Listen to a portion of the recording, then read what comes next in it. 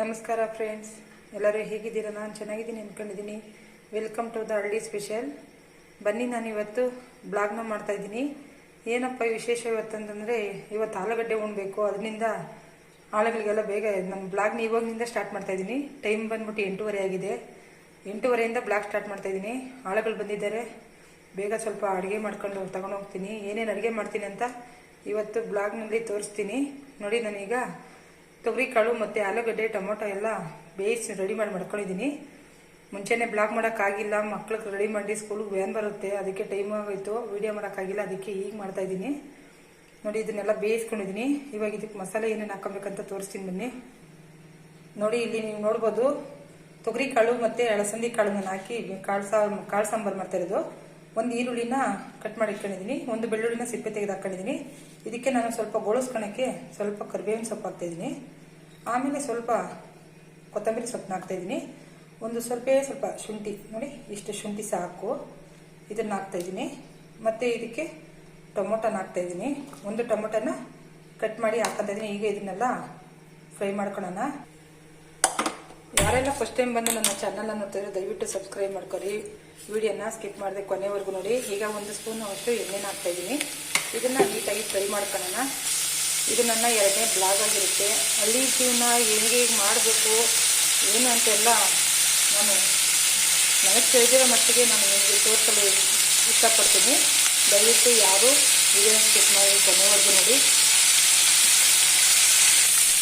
ನೋಡಿ, ಈಗ ಇದು ಫ್ರೈ ಆಯಿತು. ಈಗ ಸ್ಟವ್ನ ಆಫ್ ಮಾಡಿರ್ತೀನಿ. ಈಗ ಮತ್ತೆ ಏನೇನು ಬೇಕಂತ ಈಗ ಜಾರಿಗೆ ಏನೇನು ಹಾಕೊಬೇಕಂತ ತೋರಿಸಿ. ನೋಡಿ, ಇಲ್ಲಿ ಸ್ವಲ್ಪ ಕೊಬ್ಬರಿನ ಸಣ್ಣದಾಗಿ ಕಟ್ ಮಾಡಿ ಹಾಕ್ಕೊಂತ ಇದ್ದೀನಿ. ಮತ್ತು ಇನ್ನೊಂದು ಸ್ವಲ್ಪ ಕೊತ್ತಂಬರಿ ಸೊಪ್ಪನ್ನ ಹಾಗೆ ಮಡಗಿದೆ, ಅದನ್ನು ಸ್ವಲ್ಪ ಹಾಕ್ಕೊಂತ ಇದ್ದೀನಿ. ಈಗ 1 ಸ್ಪೂನ್ ಅಷ್ಟು ಎಳ್ಳನ್ನು ಹಾಕ್ತಾಯಿದ್ದೀನಿ. ನೋಡಿ, ಇದು ಸೇಮು ಒಣಕಾಳಿನ ಸಾಂಬಾರು ಥರನೇ ಇರುತ್ತೆ. ಈ ಥರ ತೊಗರಿ ಕಾಳು ಹಾಕ್ಬಿಡೋದ್ರಿಂದ ತುಂಬಾ ಚೆನ್ನಾಗಿರುತ್ತೆ. ಈಗ 1 ಸ್ಪೂನ್ ಅಷ್ಟು ಜೀರಿಗೆನ ಸೇರಿಸ್ತಾ ಇದ್ದೀನಿ. ಸ್ವಲ್ಪ ಚಕ್ಕೆನೂ ಲವಂಗ, ಜಾಸ್ತಿ ಬೇಡ, ಒಂದು 4ರಿಂದ 5 ಲವಂಗ, ಸ್ವಲ್ಪ ಚಕ್ಕೆ ಹಾಕ್ತಾಯಿದ್ದೀನಿ. ಆಮೇಲೆ ನೋಡಿ, ಸ್ವಲ್ಪ ಅರಿಶಿಣ ಪುಡಿ ಹಾಕ್ತಾಯಿದ್ದೀನಿ. ಸ್ವಲ್ಪ ಪುಟಾಣಿ ಹಾಕೋಣ, ಕಡಲೆಪಪ್ಪು ನೋಡಿ. ಆಮೇಲೆ 1/4 ಸ್ಪೂನ್ ಆಗಷ್ಟು ನಾನು ಅಚ್ಕಾರದ ಪುಡಿ ಹಾಕ್ತಾಯಿದ್ದೀನಿ.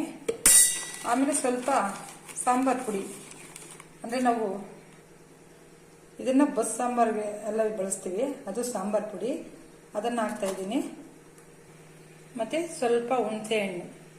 ನೋಡಿ, ಈ ಥರ ಕಾಳು ಸಾಂಬಾರು ಮಾಡಿದ್ರೆ ತೊಗರಿ ಕಾಳು ತುಂಬಾ ಚೆನ್ನಾಗಿರುತ್ತೆ ಸಾಂಬಾರು. ನಾವು ಹಾಗೆ ಹುಳಿ ಇಟ್ಟು ಮಾಡಿದ್ರೆ ಚೆನ್ನಾಗಿರಲ್ಲ. ಈ ಥರ ಮಸಾಲೆ ಇಟ್ಟರೆ ತೊಗರಿ ಕಾಳು ತಿನ್ನೋಕ್ಕೆ ಕಹಿ ಇರಲ್ಲ. ಸಾಂಬಾರು ಅಷ್ಟೇ ತುಂಬ ಚೆನ್ನಾಗಿರುತ್ತೆ. ನೋಡಿ, ಈಗ ಇನ್ನು ಧನಿಯಾ ಪುಡಿ ಒಂದು ಬಾಕಿ ಇದೆ, ಧನಿಯಾ ಪುಡಿ ಹಾಕ್ತೀನಿ. ನೋಡಿ, 1 ಸ್ಪೂನ್ ಆಗಷ್ಟು ನಾನು ಧನಿಯಾ ಪೌಡರ್ನ ಹಾಕ್ತಿದ್ದೀನಿ. ಧನಿಯಾ ಪೌಡರ್ ನಾನು ಜಾಸ್ತಿ ಬಳಸಲ್ಲ, ಅದರಿಂದ 1 ಸ್ಪೂನ್ ಧನಿಯಾ ಪೌಡರ್ ಸಾಕಾಗುತ್ತೆ. ಈಗ ಇದನ್ನ ಮಿಕ್ಸಿ ಮಾಡ್ಕೊತೀನಿ. ನೋಡಿ, ಮಿಕ್ಸಿ ಮಾಡ್ಕೊಳಕ್ಕೆ ಮುಂಚೆ ಇನ್ನೆರಡು ಐಟಮ್ ಹಾಕಬೇಕು, ತೋರಿಸ್ತಾ ಇದ್ದೀನಿ. ಇದು ಗೋಳಿಸಿದ್ನಲ್ಲ, ಇದನ್ನೆಲ್ಲ ಹಾಕ್ತಾಯಿದ್ದೀನಿ. ನಂತರ ಇದಕ್ಕೆ ಸ್ವಲ್ಪ ಕಾಳು, ಬೇಯಿಸಿರುವಂಥ ಕಾಳನ್ನು ಹಾಕ್ಕೊಂತೀನಿ. ನೋಡಿ, ಬೇಯಿಸಿದ್ದೀನಲ್ಲ, ಚೆನ್ನಾಗಿ ಬೆಂದಿದೆ ಕಾಳು. ಈಗ 2 ಸ್ಪೂನ್ ಸೌಟಾಗಷ್ಟು ಕಾಳನ್ನು ಸೇರಿಸ್ಕೊಂತೀನಿ. ಪರವಾಗಿಲ್ಲ, ಆಲೂಗಡ್ಡೆ ಎಲ್ಲ ಮಿಕ್ಸ್ ಆಗಿ ಬಂದ್ರೂ ಏನೂ ಆಗಲ್ಲ, ಸಾಂಬಾರು ಚೆನ್ನಾಗಿರುತ್ತೆ. 1-2 ಸ್ಪೂಟು ಹಾಕ್ಕೊಂಡಿದ್ದೀನಿ. ಈಗ ಇದನ್ನು ನಾವು ಸ್ವಲ್ಪ ನೀರು ಹಾಕ್ಕೊಂಡು ಮಿಕ್ಸಿ ಮಾಡ್ಕೊತೀನಿ. ನೋಡಿ, ಸ್ವಲ್ಪ ನೀರನ್ನು ಹಾಕ್ತೀನಿ. ಈಗ ಇದನ್ನು ಸಾಫ್ಟಾಗಿ ಮಿಕ್ಸಿ ಮಾಡ್ಕೊಳ್ಳೋಣ. ನೋಡಿ, ಮಿಕ್ಸಿ ಮಾಡ್ಕೊಂಡಿದ್ದಾಯಿತು. ನೋಡಿ, ಈ ಥರ ನುಣ್ಣಗೆ ರುಬ್ಕೊಬೇಕು. ಇವಾಗ ಇದನ್ನು ಸಾಂಬಾರಿಗೆ ಹಾಕ್ತೀನಿ. ಕಾಳು ಬೇಯಿಸಿದ್ದೀನಲ್ಲ, ಅದರೊಳಗಡೆ ಸೇರಿಸ್ತೀನಿ.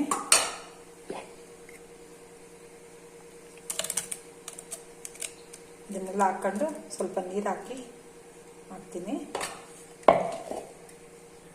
ನೋಡಿ, ಈಗ ಮಿಕ್ಸಿ ರುಬ್ಬಿದ್ನಲ್ಲ, ಅದು ಮಸಾಲೆ ಎಲ್ಲ ಹಾಕಿದ್ದೀನಿ. ಅದಕ್ಕೆ ಸ್ವಲ್ಪ ನೀರು ಸೇರಿಸಿ ಹಾಕಿದ್ದೀನಿ. ನಿಮಗೆ ನೋಡ್ಕೊಳ್ಳಿ, ನೀರು ಎಷ್ಟು ಬೇಕಾಗ್ತೈತೋ ಅಷ್ಟು ನೋಡಿಕೊಂಡು ನೀರು ಹಾಕ್ಕೊಳ್ಳಿ. ನಾನು ಸ್ವಲ್ಪ ಅದಕ್ಕೆ ಇಟ್ಟೆ, ಕಾಯೋಷ್ಟಕ್ಕೆ ಅದು ಕರೆಕ್ಟಾಗಿ ಸರಿ ಹೋಗುತ್ತೆ. ನೋಡಿ, ನಾನಿಲ್ಲಿ ಬೇಯಿಸ್ಬೇಕಾದ್ರೆ ಸ್ವಲ್ಪ ಕರಿಬೇವಿನ ಸೊಪ್ಪು ಹಾಕಿದ್ದೆ, ಮತ್ತು ಉಪ್ಪು ಸ್ವಲ್ಪ ಕಾಳಿಗೆ ಉಪ್ಪಿಡಿಲ್ಲ ಅಂತ ಉಪ್ಪು ಹಾಕಿದ್ದೆ. ಈಗ ಇದನ್ನು ಚೆನ್ನಾಗಿ ಕುದಿಸ್ಕೊಳ್ಳೋಣ. ಇದು ಸೈಡ್ಗೆ ಇಡ್ತೀನಿ. ಇದ್ರ ಜೊತೆಗೆ ಇನ್ನೊಂದು ಸ್ವಲ್ಪ ನಾನು ಪಾಯಸನ ಮಾಡಬೇಕು, ಅದನ್ನು ತೋರಿಸ್ತೀನಿ ಬನ್ನಿ. ಪಾಯಸ ಮಾಡೋದು ತೋರ್ಸೋಕೆ ಮುಂಚೆ ಸ್ವಲ್ಪ ಉಪ್ಪು ಹಾಕ್ಕೊಡ್ತೀನಿ. ಮುಂಚೆ ಹಾಕಿರ್ತೀರಿ, ಸ್ವಲ್ಪ ನೋಡ್ಕೊಂಡು ಹಾಕೊಳ್ಳಿ ಉಪ್ಪು. ಏನಕ್ಕೆ ಇವತ್ತು ಇಷ್ಟೆಲ್ಲ ಮಾಡ್ತಿದ್ದೀನಿ ಅಡುಗೆ ಅಂತಂದರೆ, ನಾವು ಆಲೂಗಡ್ಡೆ ಬೆಳೆ ಇಡ್ತಾ ಇದ್ದೀವಿ. ಬೆಳೆ ಇಡಬೇಕಾದ್ರೆ ನಾವು ಸ್ವೀಟು ಎಲ್ಲ ಮಾಡ್ಕೊಂಡೋಗಿ ಆಳುಗಳು ಬಂದಿರ್ತಾವಲ್ಲ, ಅವರಿಗೆಲ್ಲ ಕೊಡ್ತೀವಿ. ಆದ್ದರಿಂದ ಇದೆಲ್ಲ ಮಾಡೋದನ್ನು ತೋರಿಸ್ತಾ ಇದ್ದೀನಿ. ಬನ್ನಿ, ಇವಾಗ ಬಾಣಲಿ ಇಟ್ಟಿದ್ದೀನಿ. ರವೆ ಹುರಿದಿರೋ ರವೆ ಇತ್ತು, ಖಾಲಿ ಆಗ್ಬಿಟ್ಟಿತ್ತು. ಈಗ ಸ್ವಲ್ಪ ರವೆನ ಹುರ್ಕೊತೀನಿ.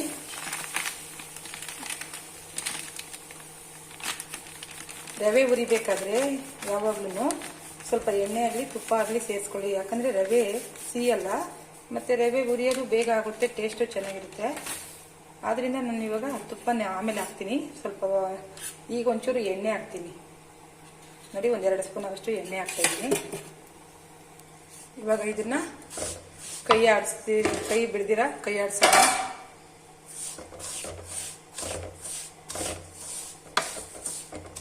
ನೋಡಿ, ಇವತ್ತು ನಾನು ಮುದ್ದೆ, ತೊಗರಿಬೇಳೆ ಸಾಂಬಾರು, ಕಾಳಿನ ಸಾಂಬಾರು ಮತ್ತು ಸ್ವಲ್ಪ ಪಾಯಸ, ಸದ್ಯಕ್ಕೆ ಇಷ್ಟು ಮಾಡೋಣ ಅನ್ಕೊಂಡಿದ್ದೀನಿ. ಇನ್ನು ಬೇರೆ ಮಾಡ್ಬೋದು, ಯಾವಾಗಲೂ ಪಲ್ಯ, ಸ್ವಲ್ಪ ಹಪ್ಪಳ ಎಲ್ಲ ಮಾಡೀನಿ. ಇವತ್ತು ಟೈಮ್ ಇಲ್ಲ, ಸಾಕು ಅಂದ್ಬಿಟ್ಟು ಇಷ್ಟು ಮಾಡ್ತಾಯಿದ್ದೀನಿ. ಈಗ ಈ ಕಡೆ ಮುದ್ದೆಗೆ ಇಟ್ಟಿದ್ದೀನಿ. ಮುದ್ದೆ ರೆಡಿ ಆಗೋದು, ಅಕ್ಕಿ ಹಾಕಿದ್ದೀನಿ, ಮುದ್ದೆಗೆ ಬೇಯ್ತಾ ಇದೆ.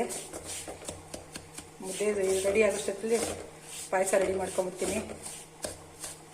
ಆಮೇಲೆ ಮುದ್ದೆ ತೊಳಸ್ಕೊಂಡು ಬೇಕಾದರೆ ಪಾಯಸನ ಕಾಯಿ ಇಟ್ಟರೆ, ಅದು ಸಾಂಬಾರು ಕಾಯಕ್ಕೆ ಇಟ್ಟರೆ ಸಾಂಬಾರು ಕಾಯುತ್ತೆ ನೋಡಿ. ಈ ಥರ ಕೈ ಬಿಡಿದ್ರೆ ಕೈ ಆಡಿಸ್ತಾನೆ ಇರಬೇಕು. ಉರಿನ ಪರವಾಗಿಲ್ಲ, ಜೋರಾಗಿ ಇಟ್ಕೊಳ್ಳಿ. ಯಾಕಂದ್ರೆ ನಾವು ಕೈ ಆಡಿಸ್ತಾ ಇರ್ತೀರಲ್ಲ, ಉರಿ ಜೋರಾಗಿ ಇಟ್ಕೊಂಡ್ರೆ ಏನು ರವೆ ಸಿಯಲ್ಲ, ಬೇಗ ಆತೈತೆ. ಕಡಿಮೆ ಉರಿಗೆ ಇಟ್ಕೊಂಡ್ರೆ ಲೇಟ್ ಆಗೋಗ್ಬಿಡ್ತೈತೆ. ಅದರಿಂದ ಉರಿನ ಪರವಾಗಿಲ್ಲ ಜೋರಾಗಿ ಇಟ್ಕೊಂಡು ಕೈ ಮಾತ್ರ ಯಾವುದೇ ಕಾರಣಕ್ಕೂ ಬಿಡ್ದಿರಾ ಕೈ ಆಡಿಸ್ತಾ ಇರಿ ನೋಡಿ. ಈ ಸೀಸನಲ್ಲಿ ಎಲ್ಲರೂ ಕಾಳು ಸಿಗೋದ್ರಿಂದ ಜಾಸ್ತಿ ಕಾಳಿನ ಸಾಂಬಾರೇ ಮಾಡೋದು. ಕಾಳನ್ನ ಈ ಥರ ತೊಗರಿ ಕಾಳು ಮಾತ್ರ ಈ ಥರ ಮಸಾಲೆ ಮಾಡಿದ್ರೆ ಚೆನ್ನಾಗಿರುತ್ತೆ. ಇನ್ನು ಬೇರೆ ಮಾಮೂಲಿ ಕಾಳುಗಳೆಲ್ಲ ಮಾಮೂಲಿ ನಾವು ಹುಳಿ ಇಟ್ಟು ಮಾಡಿದ್ರೆ ಅದನ್ನು ಬೇಕಾದ್ರೆ ಒಂದು ವಿಡಿಯೋ ಮಾಡಿ ಹಾಕ್ತೀನಿ ಸಾಂಬಾರು. ಆ ಥರ ಮಾಡ್ಕೊಂಡ್ರೆ ಚೆನ್ನಾಗಿರುತ್ತೆ. ಅದರಿಂದ ತೊಗರಿ ಕಾಳು ಮಾಡೋದು ಈ ಥರ ಮಾಡಿದ್ರೆ ತುಂಬ ಚೆನ್ನಾಗಿರುತ್ತೆ, ವಿಶೇಷನೂ ಅನ್ಬೋದು ಈ ಥರ ಮಾಡೋದು ನೋಡಿ. ಈಗ ರವೆನ ಹುರ್ಕೊಂಡಿದ್ದಂತು. ಈಗ ಪಾಯಸ ಹೇಗೆ ಮಾಡೋದಂತ ತೋರಿಸ್ತೀನಿ ಬನ್ನಿ.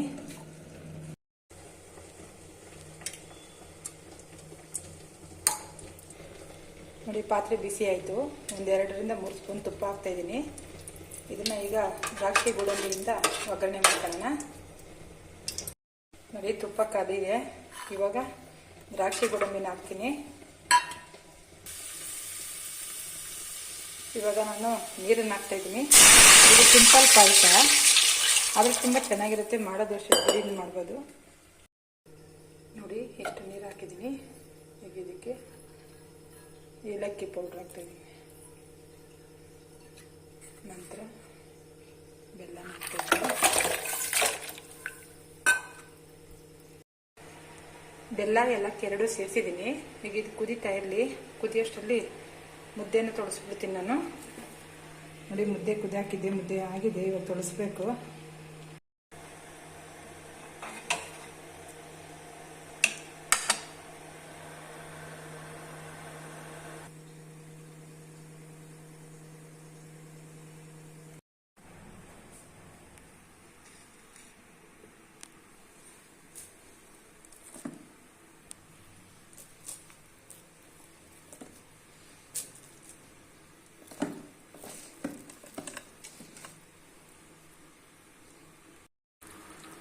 ನೋಡಿ, ಇವಾಗ ಪಾಯಸ ಕುದೀತಾ ಇದೆ.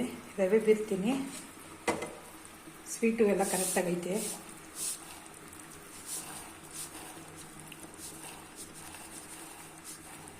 ಹಿಂಗೆ ತೆಳ್ಳಕ ಒಂದೇ ಸರಿ ಹಾಕ್ಕೊಡ್ದು ರವೆನ ಸ್ವಲ್ಪ ಸ್ವಲ್ಪನೇ ಹಾಕ್ಕೊಂಡು ತಿರ್ಕೊಡ್ತಾ ಇರ್ಬೇಕು. ಇಲ್ಲ ಅಂದರೆ ಎಲ್ಲ ಗಂಟಾಗ್ಬಿಡ್ತೈತೆ. ಇನ್ನೊಂದು ಸ್ವಲ್ಪ ಹಾಕ್ತೀನಿ ನೋಡಿ. ಇವಾಗ ಪಾಯಸ ಆಗಿದೆ. ಇದಕ್ಕೆ ಕಡೆಗೆ ಸ್ವಲ್ಪ ಕೊಬ್ಬರಿ ಹಾಕ್ತಾಯಿದ್ದೀನಿ, ಹಸಿ ಕೊಬ್ಬರಿ. ಈ ಥರ ತುರ್ಬಿಟ್ಟು ಹಾಕ್ಕೊಂಡು ತುಂಬ ಚೆನ್ನಾಗಿರ್ತೈತೆ. ಸೇಮ್ ದೇವಸ್ಥಾನಗಳಿಗೆ ನಾವು ಪ್ರಸಾದ ಕೊಡ್ತಾರೆ ಪಾಯಸ, ನೋಡಿದ್ದೀರಾ? ಅದೇ ಥರನೇ ಇರ್ತೈತೆ. ಗಮ್ಮಂತ ಸ್ಮೆಲ್ ಬರ್ತಾ ಇದೆ ನೋಡಿ. ಸರಿಯಾಗಿ ಕರೆಕ್ಟಾಗಿ ಆಗಿದೆ. ಇದು ನಾನು ಚಿರೋಟಿ ರವೆ ಹಾಕಿ ಮಾಡಿರೋದು. ಚಿರೋಟಿ ರವೆದಾಗ ತುಂಬ ಚೆನ್ನಾಗಿ. ಸ್ವಲ್ಪ ಬಾಂಬೆ ರವೆ ಬೇಕಾದರೂ ನೀವು ಹಾಕ್ಕೊಂಡು ಮಾಡ್ಬೋದು ನೋಡಿ.